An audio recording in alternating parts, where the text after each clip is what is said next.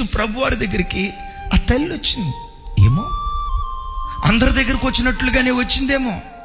యేసయ్య అందాన్ని గూర్చి వాళ్ళు వీళ్ళు పొగుడుతూ ఉంటే ఆ అందాన్ని గూర్చి విని ఏ మనసుతో వచ్చిందో నాకు తెలియదు. కానీ విచిత్రం ఏంటో తెలుసా, ప్రభు దగ్గరికి అలా రావటంతో ప్రభుని అలా చూసింది. ప్రభు యొక్క చూపు స్పర్శ ఆ తల్లిని తాకింది. వెక్కి వెక్కి ఆడవటం ప్రారంభించింది. యేసయ్య కాళ్ళ దగ్గరికి వెళ్ళిపోయింది.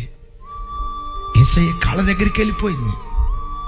కన్నీళ్లతో యేసయ్య పాదాలు తడుపుతూ, నేను పాపినయ్యా, నేను చెడ్డ స్త్రీనయ్యా, అపవిత్రతలో మునిగి తేలిన దాన్నయ్యా, నా బ్రతుకు రోత బ్రతుకయ్యా, నాలాంటి పాపిస్థితి భూమి మీద బ్రతకూడదయ్యా అని వెక్కి వెక్కి వెక్కి వెక్కి ఏడుస్తూ ఎంత ఏడ్చిందో తెలుసా? యేసయ్య పాదాలను కన్నీళ్లతో తడిపిందట.